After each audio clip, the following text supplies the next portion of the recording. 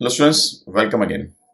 आज हम लोग करंट इलेक्ट्रिसिटी में जो हमारे बचे हुए क्वेश्चंस थे प्रीवियस ईयर के वो सॉल्व करने वाले हैं। This is the part 4 of this video. और जो प्रीवियस वीडियोस हैं 1, 2 एंड 3 उनके लिंक आपको डिस्क्रिप्शन में मिल जाएंगे। और इसके जो क्वेश्चंस हैं उन क्वेश्चंस की फाइल भी आपको डिस्क्रिप्शन में मिल जाएगी। दोनों आपको वहाँ मिल जाएंगे, वहाँ से डाउनलोड करिए, पहले सॉल्व करिए, फिर जो नहीं आया उसका वीडियो सोल्यूशन रेफर करिए। चलिए देखते हैं कैसे क्वेश्चंस पूछे गए थे। So let's solve the next question. In this question, it is given that there is a potentiometer circuit has been set up for finding the internal resistance of the given cell. The main battery across the potentiometer wire has EMF of 2 volt and negligible internal resistance. The potentiometer wire itself is 4 meter long, and when resistors are connected across a given cell, it has the value of this and this.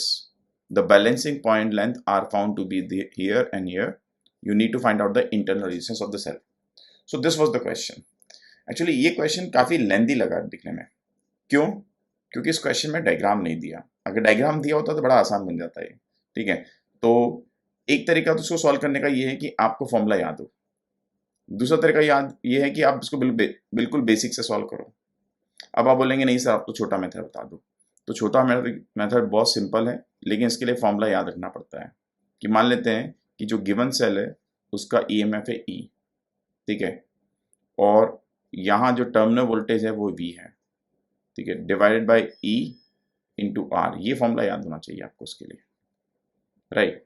अब ये EMF ई जो होगा वो मान लेते हैं एक पहले जब इनफाइनाइट रखा तो उस केस में L1 लेंथ पर बैलेंस हो रहा है, तो ये L1 लेंथ हो गई, ये L2 लेंथ हो गई, ठीक है। तो आप सिंपल लिख दोगे, पोटेंशियल ग्रेडियंट तो ऊपर नीचे से कैंसिल आउट हो जाएगा, तो सिंपल इसको लिख सकते हो L1 minus L2 divided by L1 into R, ठीक है। और आर का वैल्यू दे रखा है आपको 9.5। तो आप सिंपल से काम करेंगे कि आप 3 में से माइनस कर देंगे 0.85 को, डिवाइड कर देंगे 0.85 से, और मल्टीप्लाई हो गया 9.5 से। तो आपका सीधा आंसर आ गया 0.5 ओम। क्लियर? बट ये वाला जो मेथड है that is totally based on the formula. हमने इसको पूरे तरीके से फॉर्मूला से किया है। अब आप में से कोई स्टूडेंट बोले नहीं सर मैं तो फॉर्मूला से नहीं करूंगा, मुझे ये याद नहीं रहेगा, या मैं भूल गया हूँ मान लेते हैं, तो फिर कैसे सॉल्व करूँ? अगर आप भूल गए हो तो बिल्कुल बेसिक से सॉल्व कर लो, ठीक है, बहुत आसानी से आंसर आता है। तो देखो भाई कैसे सॉल्व करेंगे बेसिक से। यहाँ पर एक आपका प्राइमरी सर्किट में 2 वोल्ट का बैटरी लगाया हुआ है। यहाँ पर आपने एक 4 मीटर का पोटेंशियोमीटर वायर लिया है, राइट। ये मैं आपको समझाने के लिए पूरा डायग्राम बना रहा हूँ, वैसे अगर ये माइंड में हो तो भी इस मेथड को अप्लाई कर सकते हैं। यहाँ आपने एक सेल लिया जिसका कि इंटरनल रेजिस्टेंस R है, और यहाँ पर आपने एक एक्सटर्नल रेजिस्टेंस कैपिटल R से इसको कनेक्ट कर दिया है, और यहाँ पर गैल्वेनोमीटर लगा के आपने इसको जोकी को यहाँ लगा दिया। अब दिया हुआ क्या है, पहले पोटेंशियल ग्रेडियंट देख लो। तो अगर यहाँ पर देखोगे तो 2 वोल्ट इस पूरे में डिवाइड हो जाएगा, तो पोटेंशियल ग्रेडियंट आ जाएगा आपके पास में 2/4 यानी 1/2 वोल्ट पर मीटर। ये तो पोटेंशियल ग्रेडियंट हो गया। तो पोटेंशियल ग्रेडियंट आ चुका है, जब पोटेंशियल ग्रेडियंट आ चुका है तो फर्स्ट केस में क्या हुआ, आर की वैल्यू इन्फिनिटी है, यहाँ से करंट फ्लो ही नहीं करेगा, तो इस बैटरी का जो ईएमएफ होगा वो यहाँ बैलेंस होगा। तो बैटरी का ईएमएफ जो है वो बैलेंस हुआ, यानी पोटेंशियल ग्रेडियंट इनटू लेंथ 1 आ गया। ये पहली इंफॉर्मेशन आ गई। अब जैसे इसको स्विच को क्लोज करोगे तो मान लेते हैं यहाँ पे आई करंट फ्लो लग गया। जैसे आई करंट फ्लो होगा तो यहाँ पे टर्मिनल वोल्टेज, अब ये टर्मिनल वोल्टेज होगा क्योंकि बैटरी जैसे करंट ड्रॉ करते हो तो टर्मिनल वोल्टेज आता है।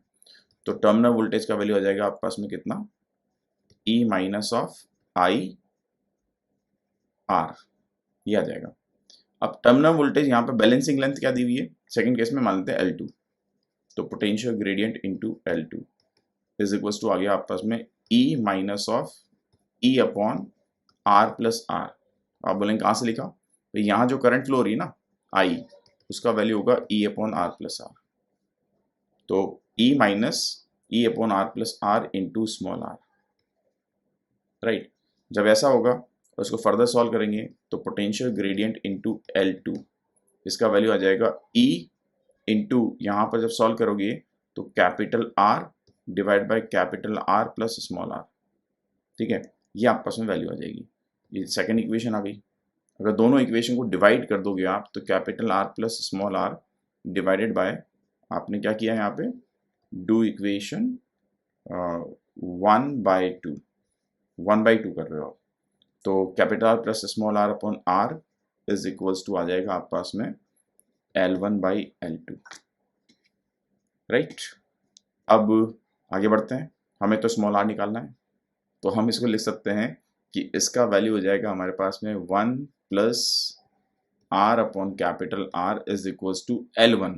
L1 कितना आया था आपके पास में 3, L2 2.85, यानी स्मॉल r का वैल्यू आ जाएगा आपके पास में 3 माइनस 2.85 डिवाइड बाई 2.85, मैंने 1 को इस तरफ शिफ्ट कर दिया बेटा, इंटू कैपिटल R यानी 9.5। ये वाला एक्सप्रेशन यहाँ से देखो और ये डायरेक्ट मेथड वाला है, देखो दोनों में सेम एक्सप्रेशन आ गया फाइनली, तो इसका वैल्यू सॉल्व करते 0.5 ओम निकल के आ जाएगा। Guys, is it making sense? अब देखिएगा, आप सोचेंगे सर सेकेंड मेथड बहुत लेंदी है, तो भाई मेरे को तो समझाना पड़ता है इसलिए लेंदी है, ठीक है, और अगर आप लगता है फिर भी लेंदी है तो आप फर्स्ट मेथड यूज करो, ये फॉर्मूला याद करके जाओ। So this is what, this is doctor for you. Okay, clear? Next question was asked in APMT 2014. According to this question, in an ammeter, 0.2% of main current passes through the galvanometer.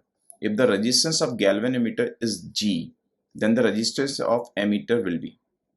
So guys, हम जानते हैं कि ये आपके पास में galvanometer होता है, जब इसको किसी रेजिस्टेंस से शंट कर दोगे तो ये एमीटर में कन्वर्ट हो जाएगा। मान लेते हैं शंट रेजिस्टेंस ऐसे। अब हमें क्या निकालना है, रेजिस्टेंस ऑफ एमीटर, इसका मतलब हमें निकालना है यहाँ पे G और S इनका इक्विवेलेंट रेजिस्टेंस, तो दोनों पैरेलल में है, यानी हमें निकालना है GS upon G plus S, ये हमारा टारगेट है। तो G तो हमें पता है, G दिया हुआ है और आंसर भी G की टर्म में, लेकिन S नहीं पता है। अब S कैसे निकाला जाए, तो हम क्या देख रहे हैं कि यहाँ से करंट आई I, इसका 0.2% करंट यहाँ गई, यानी 2/1000 ऑफ I यहाँ गई, बाकी बची हुई करंट यहाँ से पास होगी, तो जो बाकी बची हुई करंट निकालोगे तो 1 माइनस 2/1000 यानी 998/1000 I यहाँ से जाएगी। अब जो पोटेंशियल ड्रॉप यहाँ पे होगा वही पोटेंशियल ड्रॉप यहाँ पे होगा, यानी 2I/1000 into G should be equals to 998/1000 into S। तो यहाँ पर 1000 से 1000, I से I कैंसिल आउट हो गया, यानी S का वैल्यू आ गया आप पास में G/499। अब हमें तो निकालना था रेजिस्टेंस R, क्योंकि एमीटर रेजिस्टेंस निकालना है, तो जब रेजिस्टेंस R निकालोगे तो R इज इक्वल्स टू, जैसे मैंने बताया कि GS upon G plus S होगा, तो G और S का value G/499 divided by G plus G/499, तो आपके पास में एक G तो कैंसिल आउट हो जाएगा और इसको सॉल्व करेंगे तो G/500 आ जाएगा। G/500 आने का मतलब your answer would be the third option. Clear है? Next question, this was asked in APMT 2015. So what was given in the question कि a potentiometer wire has length L, resistance R, is connected in series with a battery of EMF E0 and the resistance R1. Unknown EMF is balanced at a length L of the potentiometer wire. The EMF E will be. Right, तो सबसे पहले जो दिया हुआ है उसके हिसाब से प्रोसीड करो। सबसे पहले तो एक रफ डायग्राम बना लो। जब रफ डायग्राम बनाओगे तो आप क्या पाओगे कि पोटेंशियोमीटर वायर मान लेते हैं ये है, इस वायर का लेंथ आपको दिया हुआ है L और इसका रेजिस्टेंस दिया हुआ है आपको R। आगे क्या बोलता है, is connected in series with battery of EMF E0, तो इस वायर को कनेक्ट कर दो एक बैटरी से जिसका EMF दिया हुआ है E0 से, यहां तक हो गया, एंड इंटरनल रेजिस्टेंस R1। तो लो भाई इंटरनल रेजिस्टेंस R1 भी हमने यहाँ पे ले लिया।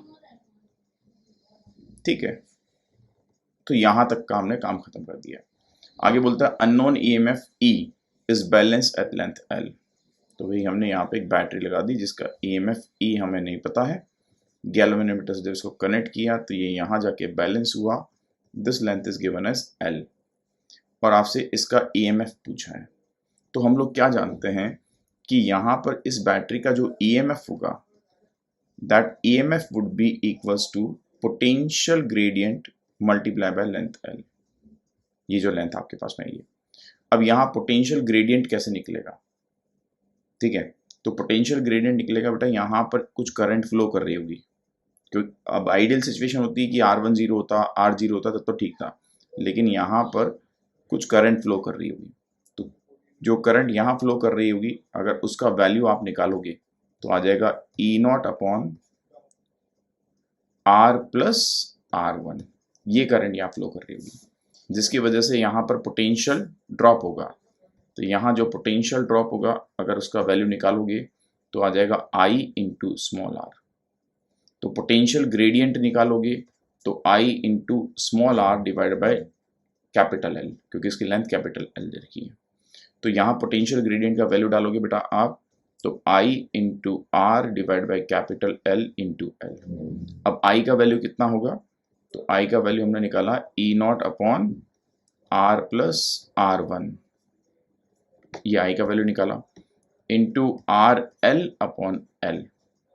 अब देखते हैं ये कौन सा ऑप्शन में दिया हुआ है।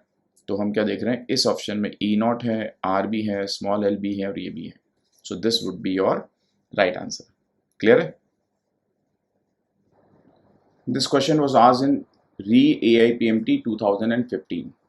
अब इस क्वेश्चन में क्या दिया हुआ है कि two metal wires of identical dimensions are connected in series, they have the identical dimension. If sigma 1 sigma 2 are the conductivity of the metal wire respectively, then effective conductivity of the combination। तो भैया आप दो wire ले लो। आप मान लेते हैं आपने ये एक वायर लिया जिसकी लेंथ L है, दूसरा वायर लिया इसकी भी लेंथ L है। अब इनको हमने कनेक्ट किया है सीरीज में, तो इसका रेजिस्टेंस R1 तो इसका भी रेजिस्टेंस R2 होगा। तो इनका जो इक्विवेलेंट रेजिस्टेंस होगा that would be R1 plus R2। अब हम जानते हैं कि रेजिस्टेंस होता है रो L बाई ए या फिर L अपॉन सिग्मा इंटू ए। तो यहाँ पर अगर R इक्विवेलेंट देखोगे तो इक्विवेलेंट के केस में जब आप R इक्विवेलेंट बनाओगे तो उस केस में टोटल लेंथ 2L बन जाएगी। इसलिए आपको लिखना पड़ेगा 2L upon sigma equivalent into A is equals to L upon sigma 1 into A plus L upon sigma 2 into A. ठीक है, तो जब इसको सॉल्व करोगे आप फर्दर तो आपके पास में सिग्मा इक्विवेलेंट का वैल्यू निकल के आ जाएगा 2 time of sigma 1 sigma 2 upon sigma 1 plus sigma 2। So this would be your answer. Clear है?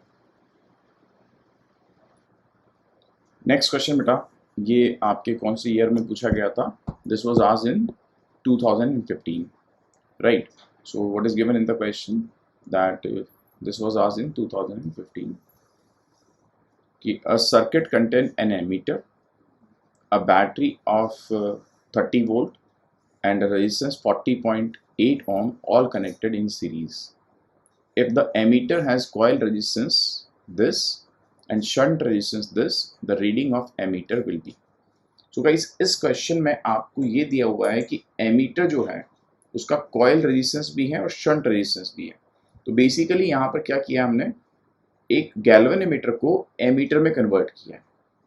तो आप ऐसे समझिए कि यहाँ पर आपको दिया हुआ है कि there is a battery and this battery has EMF 30 volt, there is some resistance of 40.8 ohm and there is a emitter, and that emitter is basically is the galvanometer, converted galvanometer.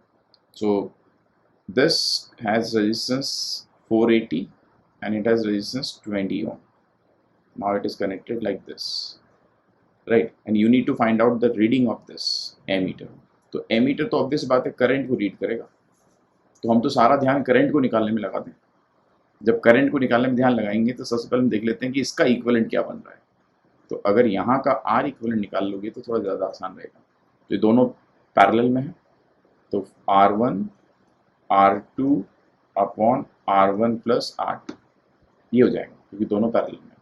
तो जब इसको solve करेंगे तो आपके पास में ये 0 0 0 cancel out हो गया, यानी आ जाएगा आपके पास में 96/5, यानी कि 1 टाइम 9 5 45 2.2 ये आ जाएगा, इतना ओम आ गया।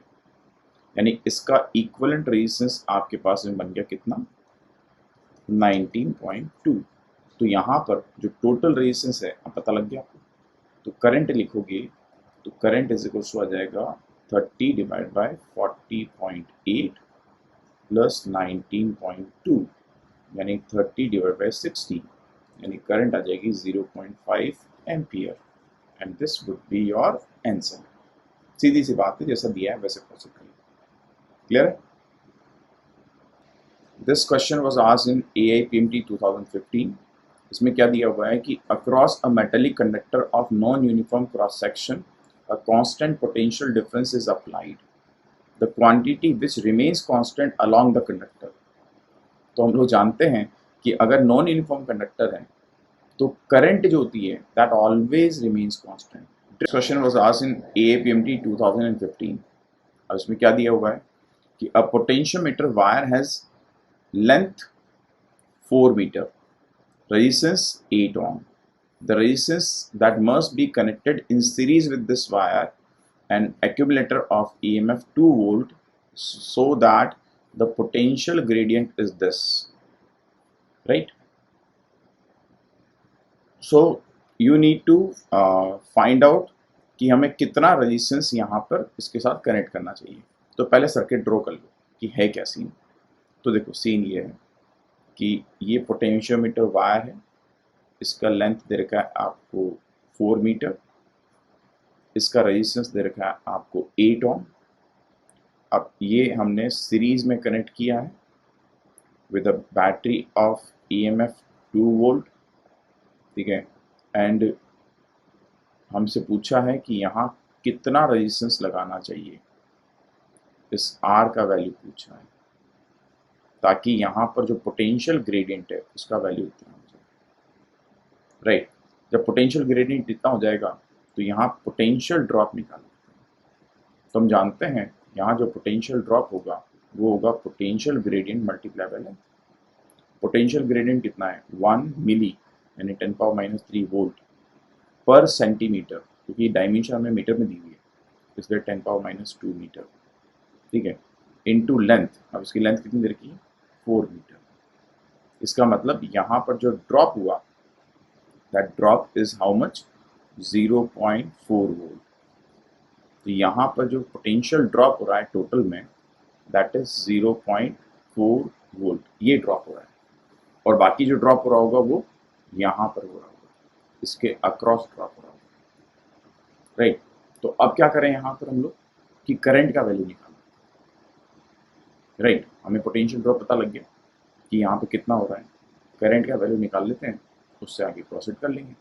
तो देखो भैया पोटेंशियल ड्रॉप जो यहाँ हो रहा है दैट इज 0.4, और जो पोटेंशियल ड्रॉप होगा इसका वैल्यू होगा यहाँ फ्लो होने वाली करंट I इंटू यहाँ पर जो रेजिस्टेंस है 8 ओम, तो I इंटू 8 की, या फिर 0.4 इज इक्वल टू I।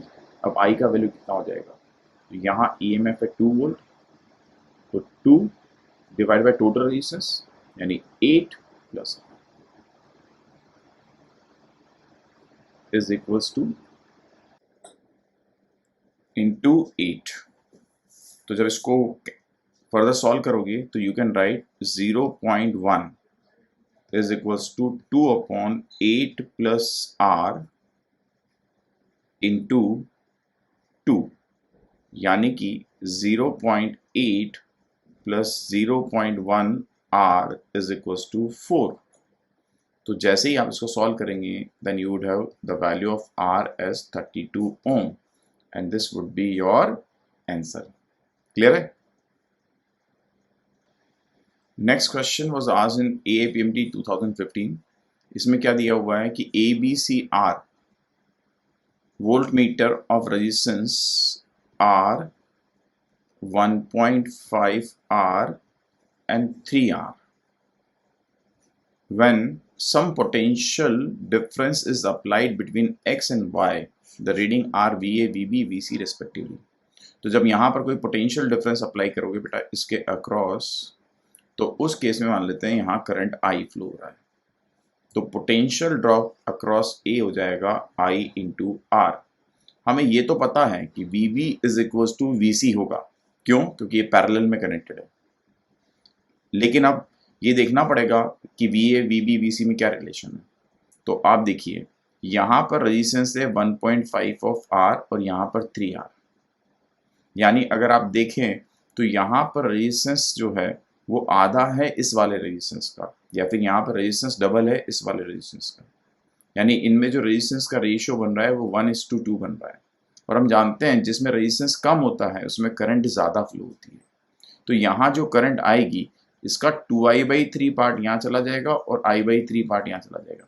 1:3 के रेशियो में डिवाइड हो रहा है, तो एक में चला गया I/3 पार्ट, तो जिसका रेजिस्टेंस ज़्यादा होगा उसमें I/3 चला जाएगा इनवर्सली प्रोपोर्शनल इसलिए, और दूसरे में 2I/3 चला जाएगा। तो आप किसी में भी निकाल लो, मान लेते हैं आप C में पोटेंशियल डिफरेंस निकाल रहे हो, C में निकालोगे तो V is equal to I into R, यानी इसका वैल्यू भी IR आ गया। यहाँ निकालोगे तब भी IR आ रहा है। इसका मतलब क्या हुआ कि VA, VB, VC तीनों का वैल्यू IR के इक्वल आ रहा है और ये तीनों एक दूसरे के इक्वल हो जाएंगे। क्लियर है? This question was asked in AIMS 2015. According to this question, the value of effective resistance between A and B is, you need to find out the effective resistance over here.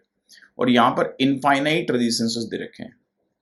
जब भी ऐसा question आ जाए कि infinite resistance दे रखे हों तो आप यहाँ पर एक मैश को छोड़ के बाकी सबका इक्विवेलेंट रेजिस्टेंस मान लो कि इन सबका इक्विवेलेंट रेजिस्टेंस R इक्विवेलेंट है। जैसे ये मानोगे तो आपके पास में ये सर्किट बन जाएगा रेजिस्टेंस, रेजिस्टेंस, रेजिस्टेंस और इनका इक्विवेलेंट रेजिस्टेंस, यहाँ पर ये R इक्विवेलेंट, ये R, ये R और ये R। अब आप क्या देख रहे हो, ये दोनों आपस में पैरेलल हैं, यानी इनका जो इक्विवेलेंट बनेगा that is R equivalent into R upon R plus R equivalent. तो ये जो A और B पॉइंट है, अगर इनके अक्रॉस इक्विवेलेंट निकालोगे आप बेटा तो RAB इज इक्वल टू आ जाएगा आपके पास में ये R, ये R 2R प्लस ये दोनों हम लोगों ने ये निकाल लिए, तो plus R equivalent into R upon R plus R equivalent, ये आ जाएगा। अब यहाँ जो लॉजिक यूज करते हैं ये सेम लॉजिक कैपेसिटर में भी यूज करेंगे। वो लॉजिक ये यूज करते हैं कि अगर इनफाइनाइट मैश है तो आप अगर एक मैश को हटा दोगे, एक पार्ट को हटा दोगे या फिर एक पार्ट को लगा दोगे तो उससे कोई फर्क नहीं पड़ने वाला है, यानी इस R इक्विवेलेंट का वैल्यू RAB के इक्वल होगा। तो जैसे ही मैं इसको लूंगा तो मेरे पास में आ जाएगा R equivalent is equal to 2R, ठीक है, और LCM ले लेते हैं तो R plus R equivalent plus R into R equivalent divided by R plus R equivalent, ये हमारे पास में आ जाएगा। अब हमें इसकी क्वाड्रेटिक इक्वेशन बना के सॉल्व करना पड़ेगा। तो जब इसको सॉल्व करोगे तो इसको शिफ्ट कर दिया, मल्टीप्लाई कर दिया, तो आ जाएगा R equivalent plus R equivalent का square is equals to 2R square plus 2R R equivalent plus R equivalent. तो R इक्विवेलेंट तो कैंसिल आउट हो गया, तो आपके पास में बन जाएगा R इक्विवेलेंट का स्क्वायर। अब देखो बेटा इस क्वेश्चन में R का वैल्यू 2 ओम दे रखा है, ठीक है, तो इसको यहाँ शिफ्ट कर देते हैं पहले, minus of 2r r equivalent minus of 2r square is equal to 0। अब r का वैल्यू है 2 किलो ओम। जब यहाँ पर r का वैल्यू 2 डालोगे तो r इक्वलेंट का square minus of 4 into r equivalent minus of ये बन जाएगा 8 इज इक्वल टू 0। तो ये हमारे पास में एक क्वाड्रेटिक इक्वेशन आ गई। जब क्वाड्रेटिक इक्वेशन आ गई तो फिर या तो इसके रूट हो जाने चाहिए, मतलब फैक्टर्स हो जाने चाहिए। लेकिन अगर आप यहाँ आंसर देखो तो आंसर से ही पता लग रहा है कि फैक्टर नहीं होंगे, तो दिमाग मत लगाओ फैक्टर निकालने में, सीधा फॉर्मूला लगाओ कि r इक्विवेलेंट इज इक्वल हो जाएगा minus B plus minus under root of B square minus 4ac upon 2a, जहां पर a का वैल्यू होगा 1, b का वैल्यू होगा आपके पास में -4 और c का वैल्यू होगा -8। क्यों? क्योंकि इक्वेशन बेसिक होती है ax square plus bx plus c is equal to 0। तो a का वैल्यू 1, b का वैल्यू -4 और c का वैल्यू -8। यहाँ पे कई बार बच्चे गड़बड़ करते हैं। तो जब यहाँ पर वैल्यू सब्स्टिट्यूट करोगे तो आ जाएगा आपके पास में 4 plus minus under root of 16 minus 4a और c का वैल्यू -8, तो माइनस प्लस बन गया इंटू 8 डिवाइडेड बाय 2। तो आपके पास में आ जाएगा 4 प्लस माइनस यहाँ से 16 बाहर ले लें तो 4√3 डिवाइडेड बाय 2, यानी हमारे पास बन जाएगा 2 इंटू 1 प्लस माइनस √3। अब यहाँ नेगेटिव साइन वाला है, जैसे अगर लोगे आप तो फिर उस केस में रेजिस्टेंस नेगेटिव हो जाएगा, क्योंकि रेजिस्टेंस नेगेटिव पॉसिबल नहीं है। इसलिए जो आपका आंसर आ जाएगा वो आ जाएगा 2 इंटू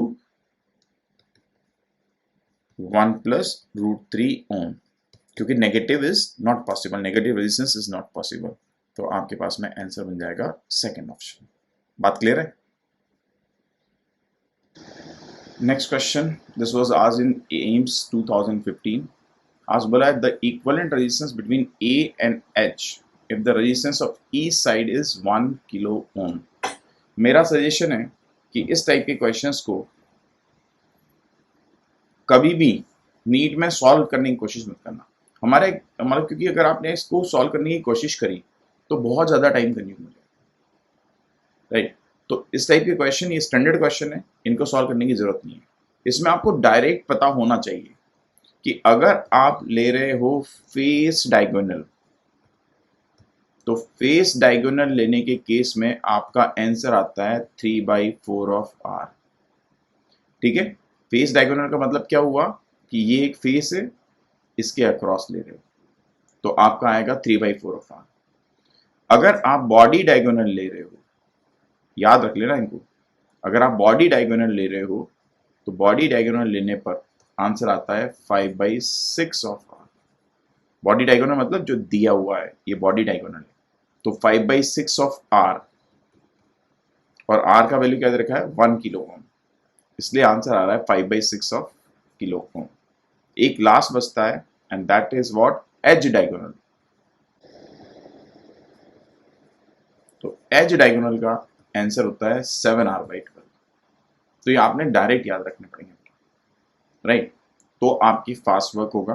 तो ये स्टैंडर्ड क्वेश्चन है, नीट में पूछे जा सकते हैं, so remember them directly. Clear? So guys, this was the video solution for the current electricity. इसमें हम लोगों ने अप टू 42 क्वेश्चन सॉल्व कर दिए। बाकी बचे हुए क्वेश्चंस जो हैं वो नेक्स्ट वीडियो में मैं पुट करूंगा, अदरवाइज वीडियो की लेंथ काफ़ी ज़्यादा हो जाती है, राइट? जब तक आप लोग पुराने जो वीडियोस हैं, पार्ट 1, पार्ट 2, पार्ट 3, उन सब के सॉल्यूशन यहाँ नीचे डिस्क्रिप्शन में लिंक दिया हुआ है, यहाँ से देख सकते हो। और ये जो पुराने ईयर्स में आए हुए क्वेश्चंस हैं, इनको किसी बुक से ढूंढने की जरूरत नहीं है। आप सिंपल नीचे PDF का लिंक दिया हुआ है, वहाँ से डाउनलोड कर लो, क्वेश्चन करो और वीडियो सोल्यूशन देख लो। चलिए गाइस, बाय बाय।